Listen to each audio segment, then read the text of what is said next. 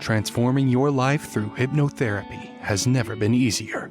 With the help of your host, Julie from coachinghypnosis.net, and these power-packed minisodes, you're sure to find yourself engaging in more positive behaviors around both your physical and mental health. Here's your host, Julie.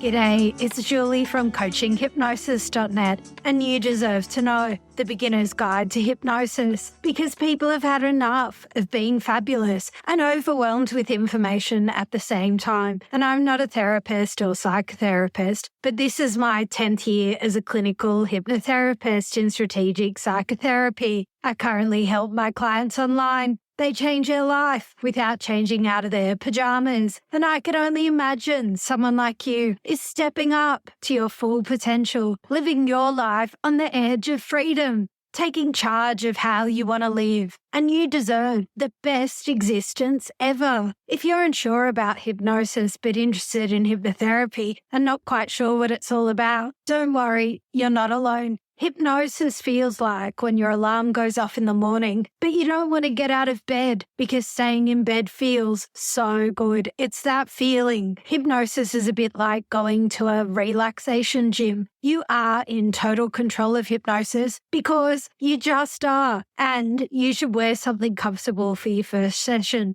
Imagine for a moment you have never exercised or never played sport in your life, ever, and you've never set foot inside of a gym, and the doctor's given you some orders to get fit and healthy. I can't say to you, if you've never played sport, why don't you start with a 5K run, or why don't you join the local baseball team or go to the gym? Someone with no athletic experience would freak out. But imagine if I say to them, imagine you're in your favorite athletic adventure because you're not particularly interested just at this specific moment, rather just being involved in an athletic adventure you enjoy. Just be fully immersed in that adventure for a moment. Put the shoes on, the shirt, the pants, whatever goes with that particular sporting adventure, and just for a moment, fully clothed in this wardrobe of sport, that particular athletic adventure. Now I want you to visualize in your mind, see it as clearly as you can. You're in the middle of that adventure. Notice how your body feels until that adventure becomes real for you. It's almost unavoidable now because you're right in the middle of it, being fully in this sport that not everyone has noticed. And in fact, you might not have noticed them yourself. You notice there's particular times in this sport where you have boundless energy. You're able to move smoothly and effectively. Pay attention to those moments. They are special moments. I want you to notice something else. Your smooth and graceful ability. That's a skill that's available to you. Notice there are times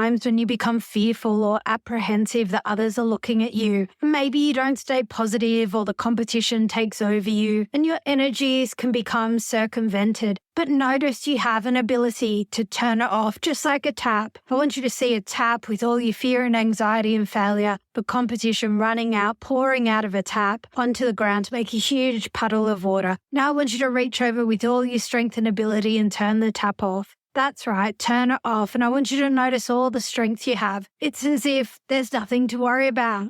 You have the power to turn off anything that interferes with you enjoying your athletic adventure. You also have the ability to turn on your energy, just like the natural sun that's within you, the light to power each muscle completely and perfectly. And in the future, you know that you can move forward. The sunrise of your own strength, allowing the light to illuminate you to who you really are. And you can recognize the mastery that is yours, and you truly, completely enjoy it. And now I can say go and sign up for a 5K run or baseball or go to the gym because it's achievable. And the second time I hypnotize that client, they'll be able to access that trance state even faster. And if you've never been hypnotized before, the hypnotist might spend extra time on the induction to get you into that great feeling when you want to lie in bed all day. You'll hear the hypnotist say things like, count backwards from 10 to 1. Or imagine you're walking down a flight of stairs, deeper down. You might hear muscle relaxation progression exercises like tense your left foot and relax, tense your right foot and relax. And now let go of any tension in your calves, thighs, hips. You know the one.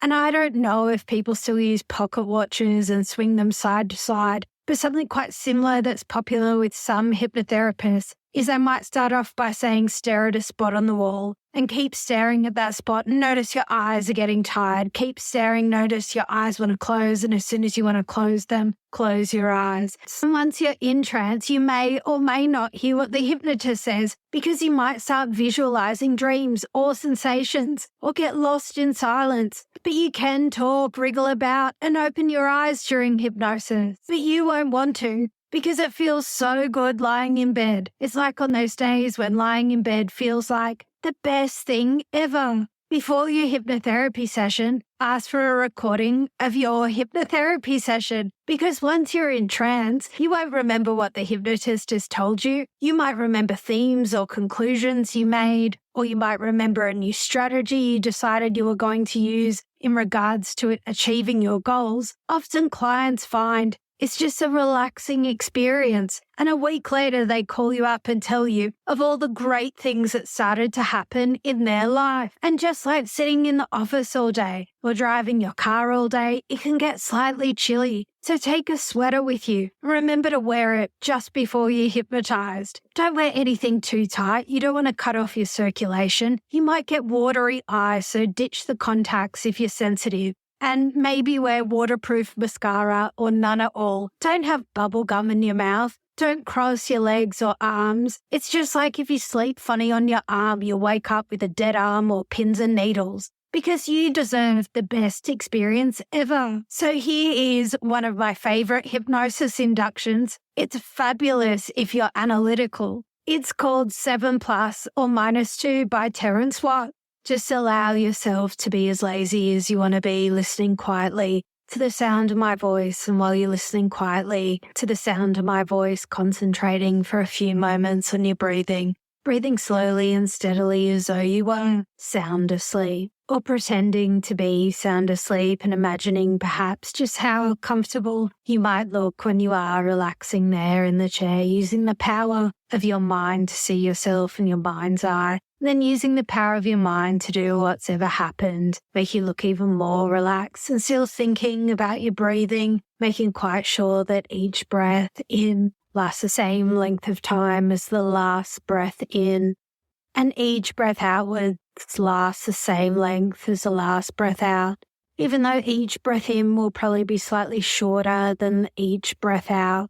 And while you're thinking about breathing, noticing perhaps the weight of your head against the back of the chair and listening quietly to the sound of my voice, it might be that you become aware of what you've forgotten to think about. Your breathing, that's right. You can simply start to think about your breathing again while listening quietly to the sound of my voice. And what I'm saying to you here, and in psychology, there's a rule 7 plus or -2.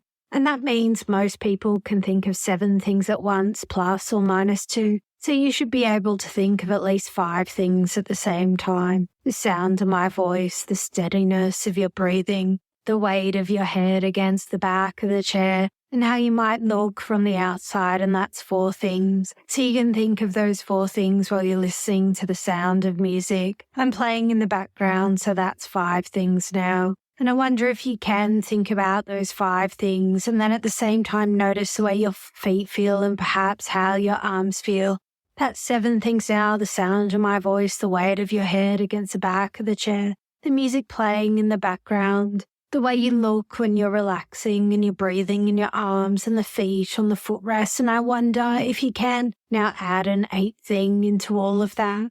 I wonder if your mind is powerful enough to think of 7 plus 1 things, adding in perhaps an awareness of the temperature of the room, and then just testing to see whether you can add yet another input to your senses. So now that you're thinking of 9 things all at once, that's 7 plus 2, thinking about all those things, 8 inputs into your senses, and maybe adding an awareness of the way your eyes feel when you're thinking about all those things, the weight of your head, your breathing, the music in the background, how you look from the outside, the temperature of the room, your feet on the footrest, your arms, the sound of my voice, and how your eyes feel. And of course, when anybody thinks of all these things, what they're really doing is scanning around them one after another very quickly.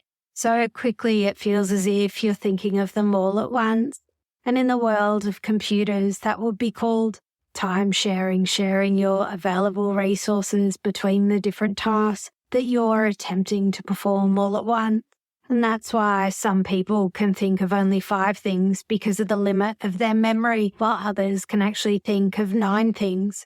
And I wonder how well your memory's working as you struggle to remember those 9 things, the weight of your head, your breathing, the music in the background, how you look from the outside, the temperature of the room, your feet on the footrest, your arms, the sound of my voice, and how your eyes feel. And now you can think of how good it will feel when you simply allow yourself to think of only the most important thing of all, concentrating all of your energies onto that one most important thing of all, which is going to be so easy to think of now that you're allowed to think of only one thing instead of 9. And that one thing is how good it feels to only think of one thing, thinking how relaxed you can be now that you're only thinking of how relaxed you might be, relaxing your mind and in your body.